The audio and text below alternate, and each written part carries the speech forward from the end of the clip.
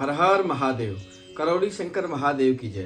प्रिय मित्रों, प्रिय भक्तों, आज मैं एक ऐसी वीडियो लेके आप लोगों के सामने आ रहा हूँ कि इसको आप लोग खुद देखिए और सोचिए ये चमत्कार है कि रहस्य है कि बाबा की महिमा कितनी अपरंपार है। खुद विचार करिए।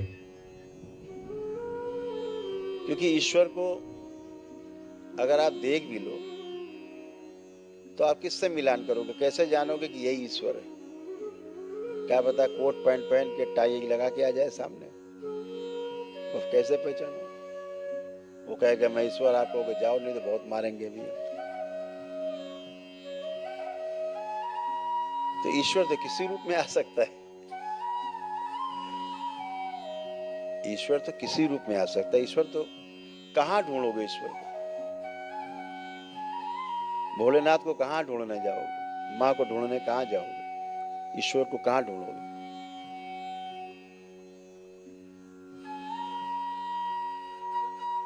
एक बार एक महापुरुष थे, तो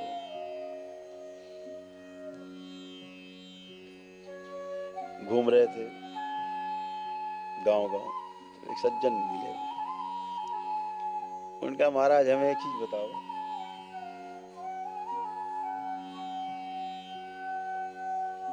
ईश्वर कैसे मिलेगा? तुम्हें कैसे मिलेगा? मतलब ईश्वर कोई दुकान उकान पर रहता है, कोई मोहल्ले में रहता है? आपको क्या लगता है? बोले हम तो सब ढूंढ डाला। तो कहां कहां ढूंढा? बोले सारे तीर्थ गए, सारे ज्योतिर्लिंग गए, सारी जितनी शक्तिपीठ है सब में गए, सारी जितने मठ मंदिर हैं वहां गए, ऋषि मनीषी सबके पास गए, तमाम मंडलेश्वर और महामंडलेश्वर सभी जगह गए, सभी साधु संतों में गए, लेकिन महाराज मिला नहीं। अच्छा, फिर कहना इससे क्या पता लगे है भी कि नहीं है? बहुत तो ढूंढ डाला, आप कुछ बताओ। तो उन्होंने कहा ठीक है, हम तुम्हें बताएंगे, पहले एक काम करो, हमारी एक माला खो गई है, तुम पहले हमारी माला ढूंढवाओ। यहाँ रुद्राक्ष की माला हमारी यही कहीं खो गई। बोले आओ। बेचारे लगे ढूंढने, इधर उधर गलियारे में, चारों तरफ मोहल्ले में ढूंढते रहे। सुबह से शाम हो गई। बोले मिली भैया? कहे नहीं। तो बोले जल्दी ढूंढो, फिर हम बताएं तुम्हें ईश्वर कहाँ है। बहुत ढूंढ ढाड़ के जब अंधेरा हुआ है तो बोले प्रभु तो मिली नहीं, आपने गिराई कहाँ? बोले वो तो कहीं हमारे आश्रम में कुटिया में कहीं पे खोई थी।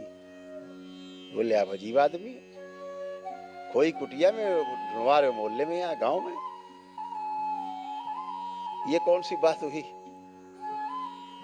बोले वही तो हम भी तुमसे कह रहे हैं, ईश्वर कहाँ है कुटिया में? तुम ढूंढ बाहर रहे मठ मंदिर में। यही बात तो तुमसे हम कह रहे, यही बात तो कहना चाह रहे। देखो सबसे नजदीक तुम्हारे कौन है? बोले सबसे नजदीक तो प्रभु आप हैं, सामने दिख रहे।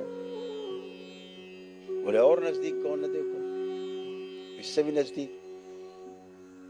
तो बड़ा ध्यान के बोले इससे नजदीक तो हवा है। फिर और नजदीक देखो कौन है तुम्हारे?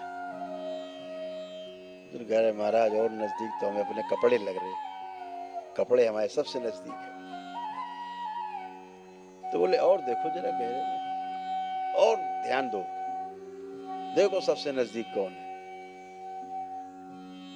बोले सबसे नजदीक तो हम अपनी श्वासें लग रही हैं, जो हम ले रहे हैं छोड़ रहे हैं। बोले और देखो गहराई से।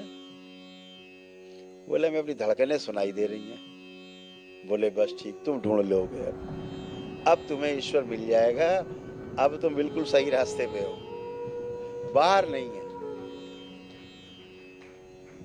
इधर ही दिखेगा, इधर ही समझ में आएगा। ईश्वर जो है वो इधर ही दिखेगा, इधर ही मिलेगा।